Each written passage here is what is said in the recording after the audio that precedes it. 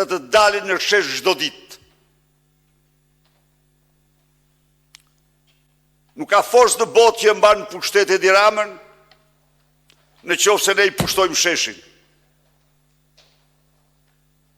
Kjo është rruga. Këte nuk kemi bërë ndonjëherë ne. Kjo na ka munguar ne. E kemi bërë, po edhe me qëllime jo kaq sa këto. Që ne kemi bërë dhe në 98-ën e me radhë. Por sot jemi para këtij momenti. Ne në kushte kur ky regjim Edi Rama pasi është dokumentuar jo tashmë vetëm nga opozita, por dhe nga hetimi prokuroris se kanë abuzuar miliona dhe miliarda para të takspaguesve dhe ka hequr çdo mask në mbrojtje të flakt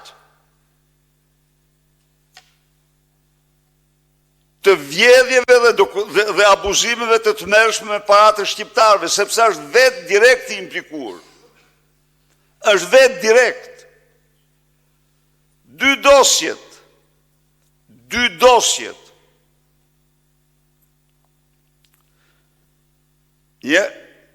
E Lubis,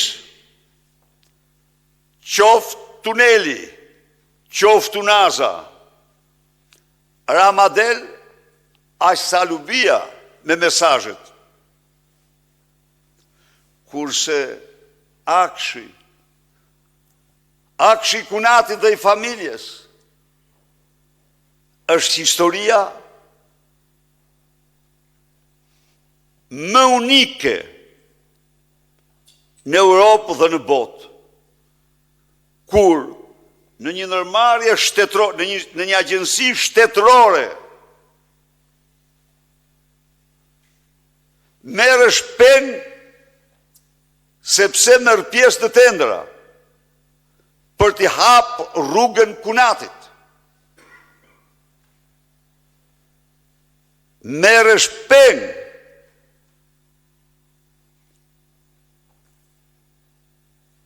dhe nuk hetohesh. Ja u them këtu ta dinë shqiptarët. Geron Meçe duhet t'ja u dim për nder autoriteteve gjermane për kontributin e tyre, sepse ai as që do të hetohej.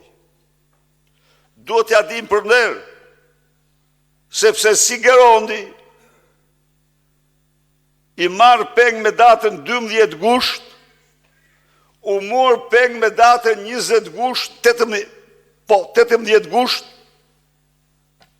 Shima, Daniel Shima, mbeta duke bërë status ma status i pas tij, dhe ai u zhduk nuk ekzistonte. As hetim, as këqyrje dhe as gjë. Jo, sepse ky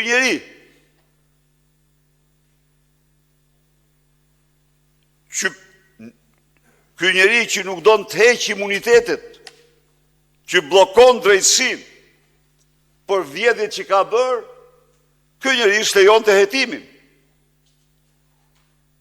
Po fatmirësisht, Geron Meçe zbërthej se koordinatori kryeministrit Ergys Agasi e kishte marrë peng.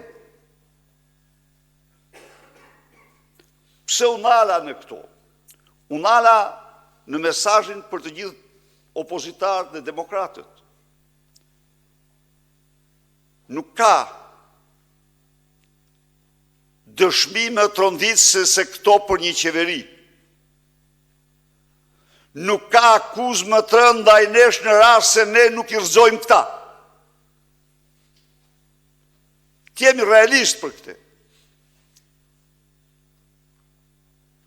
Gjithçka është hedhur. Ne jemi para sfidës dhe çfarë kërkohet? Sakrificë. Sakrificë, sakrificë. Kërkohet të zëmë bulevardin.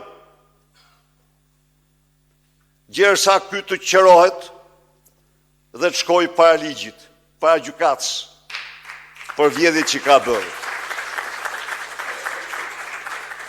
Pra, në një kontekst, Partia Demokratike ecën e sigurt dhe opozita ecën sigurt drejt pushtetit.